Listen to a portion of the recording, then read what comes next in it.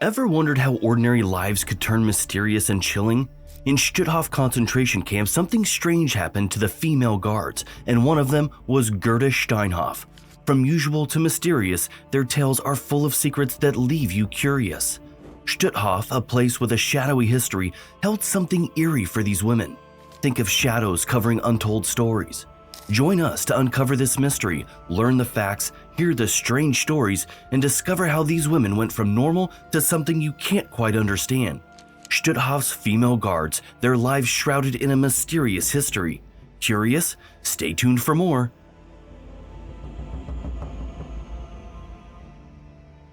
In 1945, a German woman named Erna Bielart found herself in a dire situation. Soviet soldiers arrested her on allegations of being a supervisor at a concentration camp called Stutthof, known as one of the cruelest places during that time. Erna and other women in various roles at the camp were brought to trial to determine her level of responsibility. As witnesses recounted their versions of events, the public was astonished. It seemed inconceivable that seemingly young and harmless women could commit such savage crimes that would send shivers down anyone's spine. Despite her appearance, Erna insisted repeatedly that she had no involvement in the crimes, emphasizing that she had never harmed, let alone murdered anyone. According to her, she was just as shocked as everyone else in the courtroom when hearing about the atrocities. The courtroom drama unfolded with survivors of the torture camp confirming Erna's claims. However, the court remained unconvinced. For Erna, the stakes were life and death, and within a few hours, the judges would decide the fate of each defendant, revealing whether they would face hanging or imprisonment. So stay tuned to learn everything about the trial of the Stutthof guards. The intensity of the situation and the imminent decisions that would shape their destinies will keep you engaged and informed.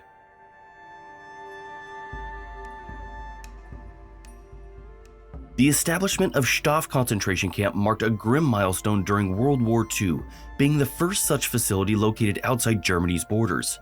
Nestled in Poland, far from the bustling urban centers and surrounded by swamps and forests, it officially opened its doors in September 1939. In its early days, Stutthof was envisioned as a facility to house prominent members of Polish society, including individuals from the economic, political, and cultural elite. The prisoners confined within its barracks comprised political leaders, religious figures, renowned artists, and highly esteemed intellectuals. A year before its inauguration, the Nazis had meticulously compiled lists of Poles deemed dangerous and marked for immediate arrest. This sinister strategy aimed to reshape the country in alignment with National Socialist ideals, starting with the elimination of perceived threats. Despite its original purpose as a civilian facility, Stutthof took a dark turn due to the difficulties of war. Nazi forces swiftly filled its confines not only with civilians, but also with prisoners of war. Within weeks of opening, over 6,000 individuals were already locked up, and this number surged as Germany deported Jews from conquered territories. Stutthof became a sprawling network with 40 subcamps where inmates were subjected to forced labor, contributing to the German military industry. The sinister evolution of Stutthof from a purported societal reorganization tool to a hub of immense suffering paints a vivid picture of the wartime atrocities committed within its walls. Stay tuned for more insights into the haunting realities that unfolded within the Stutthof concentration camp.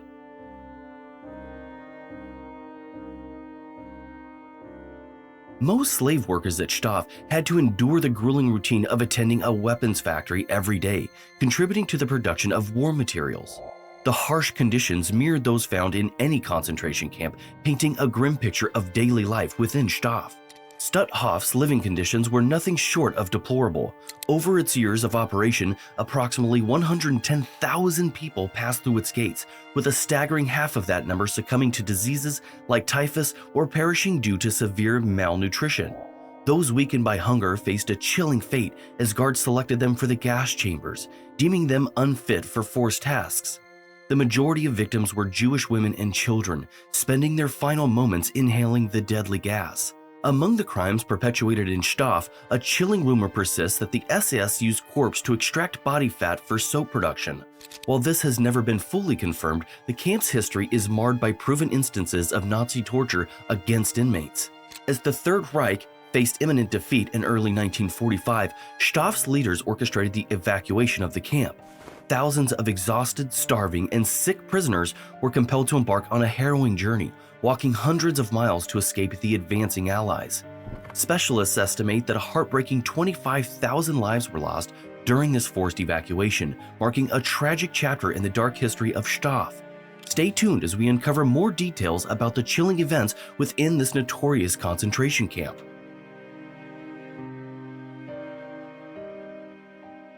When the Soviets liberated Stutthof Concentration Camp on May 9, 1945, they were met with a haunting scene.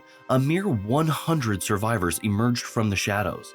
These were individuals who had hidden from the Nazis, evading forced marches and the relentless pursuit of torment. After Germany's surrender, the Allies gathered the remaining Stutthof personnel. Among them were 72 SS officers and 6 female supervisors. The year 1946 marked the beginning of a trial that would lay bare the horrors endured by survivors at the hands of Nazi women. During the trial, survivors like Jenny Barkman, Elizabeth Becker, Wanda Klaff, Eva Paredes, Gerda Steinhoff, and Erna Bielart recounted the torments they faced. Interestingly, witnesses noted a shocking indifference from the defendants. Jenny Barkman, for instance, was seen fixing her hair, smiling, and even flirting with guards. The only one displaying nerves was Erna Bielart, who, despite her anxious demeanor, spoke candidly. Erna Bielart, introduced at the start of this narrative, admitted her affiliation with the National Socialist Party since 1933, but expressed discomfort with her role. She confessed, "I never liked my job. The prisoners were tormented too much. I had to look the other way." Bielart resigned 6 weeks after being appointed camp supervisor, dedicating herself to tending wounded soldiers. After much deliberation, the judges decided to spare her life, sentencing her to 5 years in prison. The trial brought to light the unsettling dynamics within Stutthof, where the perpetrators displayed a chilling lack of remorse. Stay tuned for more revelations as we delve deeper into the aftermath of Stutthof Concentration Camp's liberation. Gerda Steinhoff's journey began innocently in Danzig Lounge 4, where as a teenager she toiled as a housemaid and later worked on a farm near Danzig.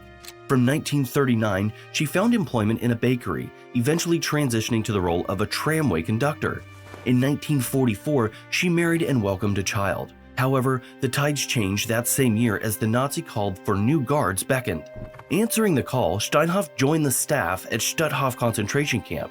Rapidly ascending the rank, she became a block Lateran, overseeing blocks in the Stutthof SK3 women's camp and actively participating in the horrifying selections for the gas chambers. By October 31, 1944, she earned the title of SS Oberaufseherin, a senior overseer, and was assigned to the Danzig home subcamp. Later reassigned to the Stutthof Brombergost female subcamping in Bigazzi, some 170 kilometers south of Danzig, Steinhoff's loyalty to the Third Reich was acknowledged with a medal on January 25, 1945. Renowned for her brutality, she was a formidable overseer. As World War II neared its end, Steinhoff fled the camp, returning to the shadows of her former life. The enigmatic tale of Gerda Steinhoff, a woman whose actions in the camp spoke of a darkness that would linger through history. On May 25, 1945, Polish officials arrested Gerda Steinhoff, marking the beginning of the end of this once ruthless overseer. Her trial took place during the first Stutthof trial, where she stood alongside other SS female staff and capos. In a curious turn, Steinhoff, despite the gravity of the charges, repeatedly smiled and exchanged jokes with her co-defendants. However, justice prevailed, finding her guilty of crimes against humanity. The charges stemmed from her active role in the prisoner selection process and the sadistic abuse inflicted upon them. The verdict was death by hanging. On July 4, 1946, Gerda Steinhoff met her fate at Biskupia Gorka Hill near Gans, where she was publicly hanged alongside 10 other condemned camp personnel. The once unyielding overseer faced the consequences of her dark past, a stark reminder of the accountability that awaited those who perpetuated cruelty. The fate of the Stutthof supervisors took a divergent path from Erna Bilart's witnesses vividly described a starkly different narrative, portraying these women as actively involved in selecting victims for the gas chamber. Among them, Wanda Klaff stood out, unabashedly admitting her role in the grim selections. "I am very intelligent and have always been brilliant in my work. I beat at least 2 prisoners a day," she proudly acknowledged. Survivor testimonies painted a chilling picture of brutality. One survivor recounted how Eva Paredes, another defendant, once ordered a group of inmates to strip naked in the freezing snow, showering them with ice-cold water. Any movement resulted in merciless beatings. The court was presented with abundant evidence, leaving no room to doubt the brutality inflicted by these Stutthof supervisors. The gravity of their actions led the court to a severe decision: death by hanging. On July 4, 1946, the date was set for the execution of the 5 Stutthof supervisors. The chosen location was a hill near the city of Gdańsk in Poland. A crowd of 20,000 people gathered, eager to witness the demise of the monsters responsible for so much pain. The final chapter of justice unfolded as the crowd bore witness to the consequences of the heinous acts committed within the confines of Stutthof Concentration Camp. Stay tuned as we explore more aspects of this grim tale and its lasting impact.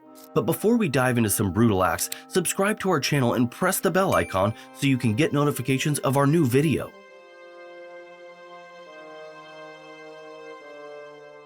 In a departure from the conventional scaffold, a different form of justice was meted out to the Stutthof supervisors. Rather than erecting a scaffold, they decided to tie a rope around their necks, thread it through a post, and secure it to the back of a truck. As the truck moved forward, the women would be left slightly suspended in the air, enduring the minutes required for strangulation. Jenny Barkman, the first to face this grim fate, uttered her last words: "Life is a pleasure, and that is why it ends quickly." The audience somberly observed as her body rose, the knot tightening around her throat, and her feet pounded into a frantic rhythm. As Jenny stood still, the others followed in succession towards their inevitable end. Each woman passed one by one through the chilling final ordeal. The bodies were left hanging, serving as a macabre display for the next convicts, ensuring they had a clear view of the fate that awaited them. This gruesome spectacle was not confined to the 5 women from Stutthof. 6 other male guards complicit in the torture of prisoners also faced the same brutal end. The execution not only marked the end of the lives of those directly responsible for the horrors within Stutthof, but served as a chilling reminder of the atrocities committed. As we reflect on this haunting chapter, we unravel the layers of justice, its unconventional nature, and the grim impact on both the perpetrators and the onlookers. Stay tuned for more insights into the aftermath of this dark tale. This marks the conclusion of our exploration into how some form of justice unfolded for the victims of the concentration camp horrors.